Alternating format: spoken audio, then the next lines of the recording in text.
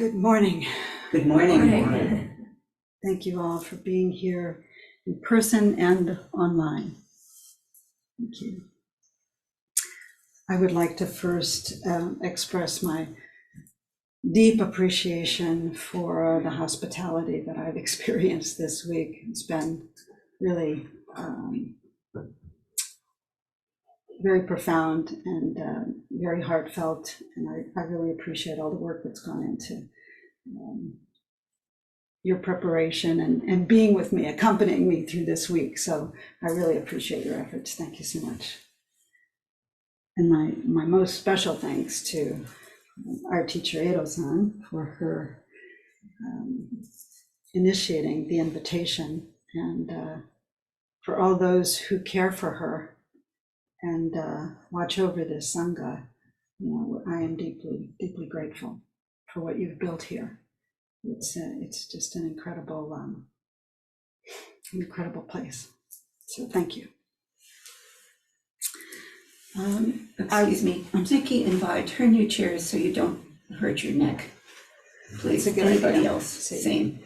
Anybody, And please. Vi, if you need to come closer, you can move your chair up closer for hearing, okay? All right. So you're most comfortable. I promise not to talk too long. But I would like to start with the 5 remembrances of the Buddha. So if you would please attend to the Buddha's words. I am of the nature to grow old. There is nothing I can do to escape growing old.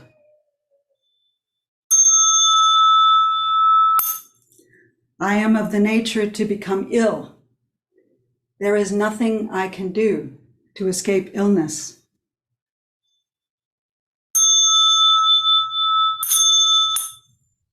I am of the nature to die. There is nothing I can do to escape death.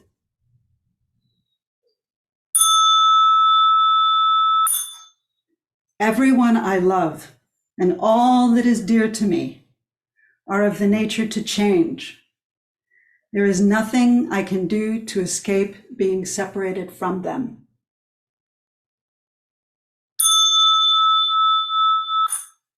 My actions are my only true possessions.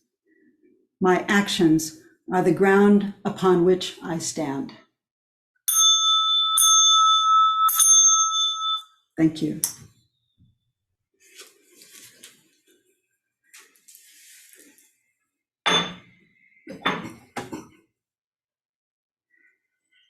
So this week, maybe some of you read a headline in the newspaper that scientist estimates that this month of July globally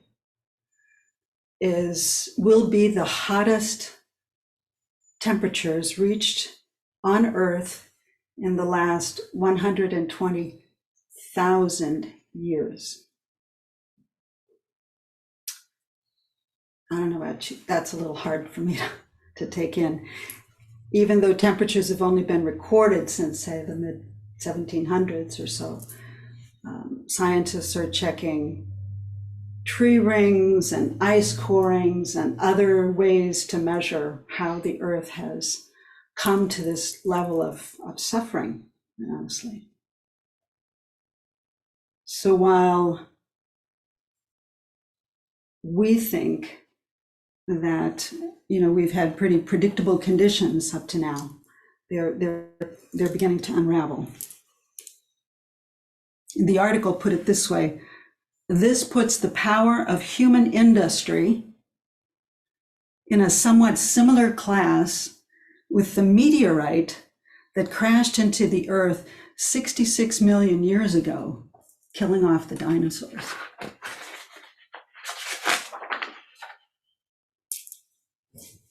So how can we react to that, right? What is within our ability to control what we thought were very sort of predictable conditions?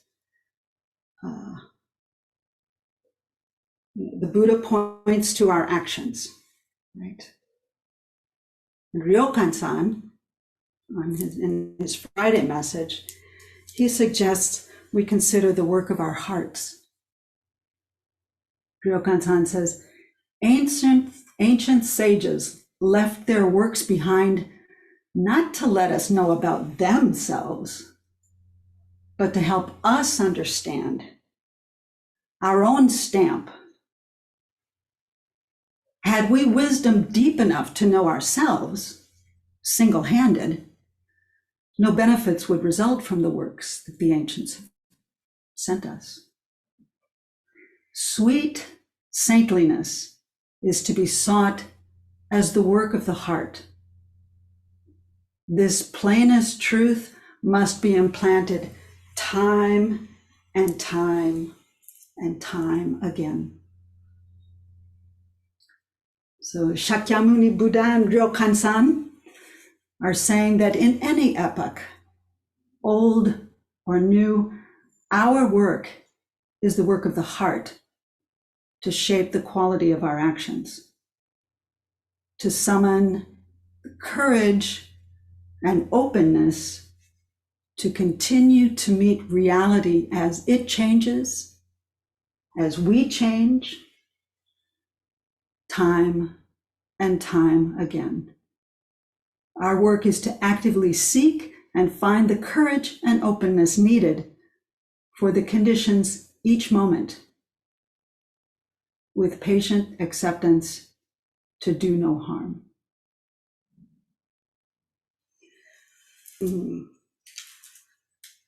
Since early in my Zen practice, I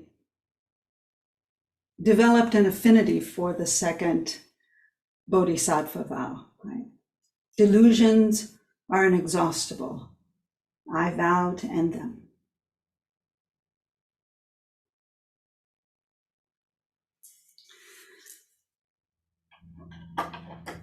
There was a time when I was sitting zazen pretty regularly, enthusiastically, as part of a program called Commit to Sit. That was for 90 days. And people would gather on the internet or in person in the morning and the evening. And it was about midway through that 90-day sit when I had a dream. Not in the zazen session, but sleeping at night. Then I was awakened with this dream. Let me describe it for you. Picture a dog about 25 pounds, maybe, longish hair, but really mangy. Like this is a street dog. This is a dog that's seen a lot of difficulty. So this dog is dirty, it is matted, and this dog is standing on crutches on his hind legs. Okay, bear with me, it's a little stretch, right? So this dog is on crutches. So this dog looks very vulnerable. And this dog is like looking up because next to this dog is this real tall man in cowboy boots. And this man is walking around this dog like he owns the world. And this dog is making sure that he's watching him so he stays out of his way, because this guy is not paying any attention to that dog. This guy is completely oblivious to the conditions of this dog. And so in my dream, I think, oh, how cruel this man is being to this dog. How cruel. Profound sense in the gut of this cruelty. This is the epitome of cruelty. And almost immediately, as I come to that conclusion, I get this finger pointed at me, and it says, you too have been this cruel. Right? Whew. It's like getting blowback, thinking, what? I'm not that cruel. Yeah, but before I have a second to defend myself, I know exactly what this finger is pointing at. And it takes me back to an event 16 years prior, when I had to dismiss, fire, let go an employee at work. It was a difficult thing, and I knew it at the time. So it seems in retrospect, I wasn't aware then that I had really hardened my heart to this duty that I had to perform. This was a single working mother.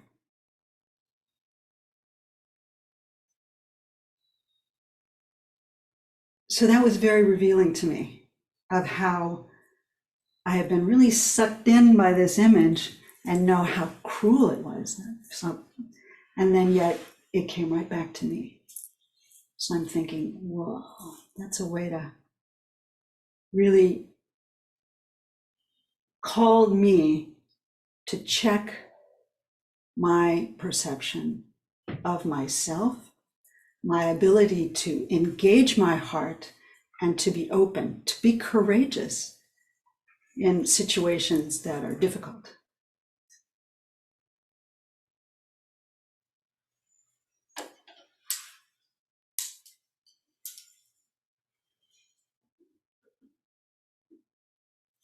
I knew I was guilty as charged, and that there was a deeper part of me that knew and was calling attention to that superficial, that surface part of me, saying, you pay attention to this, pay attention to this.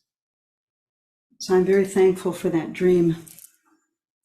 I'm very thankful that it showed me profoundly some additional work that I had to do on my heart that I wasn't aware of.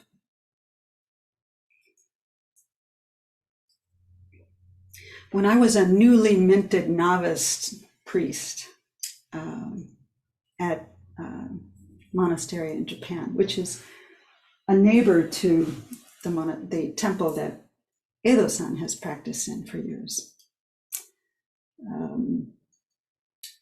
My heart was a little disoriented, we'll say, for the first few weeks. I'll describe. Toshoji is the name of the monastery, and it's a relatively small monastery. It's about 600 years old, maybe. So it has that sort of ancient feel to it. But the buildings are kind of in a C shape, and you can enter one building. They're all connected inside.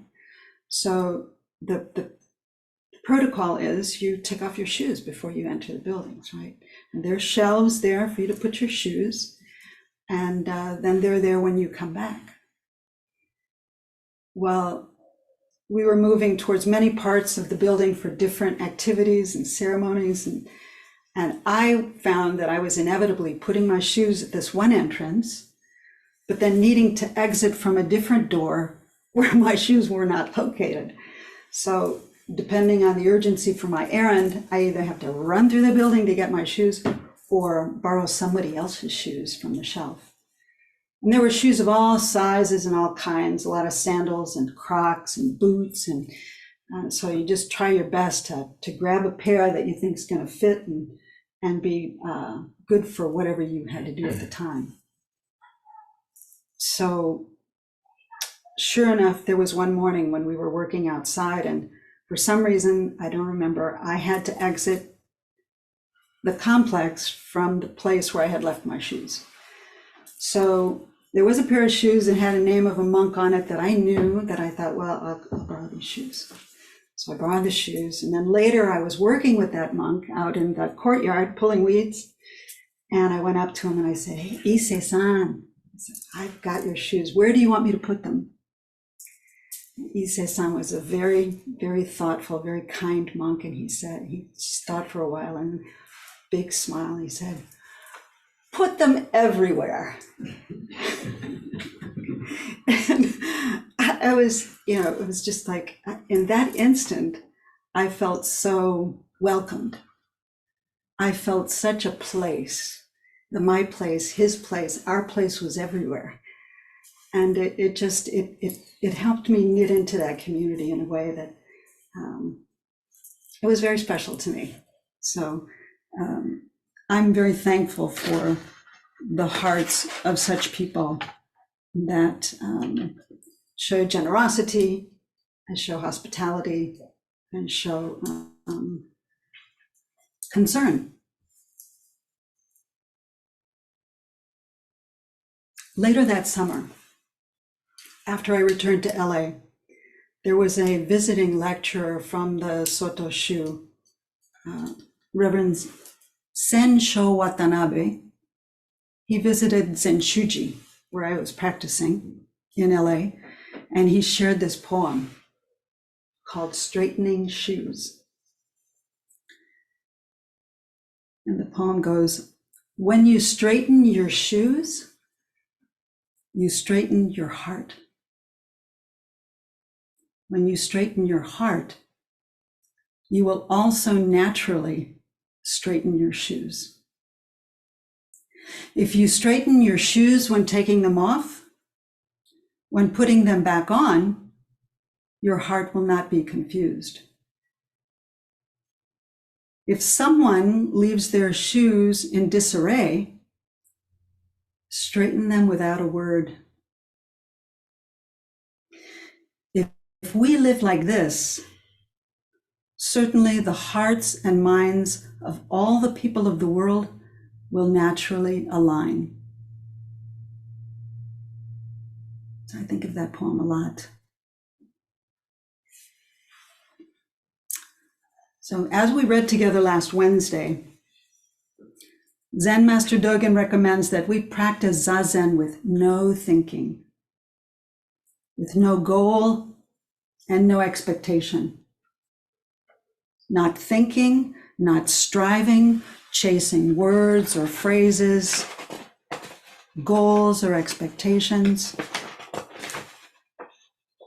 Just non-thinking. He calls it the Dharma gate of joyful ease. He calls it the essential art of Zazen. We don't sit Zazen to attain enlightenment or anything else. It may have been recommended to adopt Zazen as a form of self-care. And then we discover Zazen as a fundamental practice of the Buddha way. We may gradually grow in awareness and acceptance of ourselves and others, our delusions, our path. It's what Watanabe Roshi calls a natural alignment. The practice of Zazen we do every morning, Wednesday nights, is a repetitive, continuous practice of giving space to our awareness of ourselves and of reality. As a way to understand, as Ryokan-san calls it, our own stamp, the work of our hearts. We allow our conditioning, our habits, to come and go over and over till they dissipate. They do dissipate. Zazen is allowing ourselves to open to ourselves.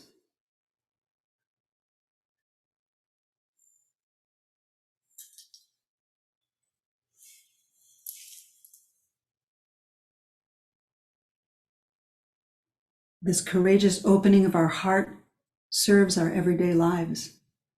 It serves our families, our co-workers, this community of practitioners, everyone we encounter. Inspired by the works that ancient sages have left, sitting Zazen and living the precepts with each other in community, we can come to know our own stamp. We can come to know what is our work. We can do one better than has been done before. We can stand respectfully on this ground, in this place, with our hearts open and courageous, as a sangha of practitioners of the Buddha way. Thank you for your kind attention.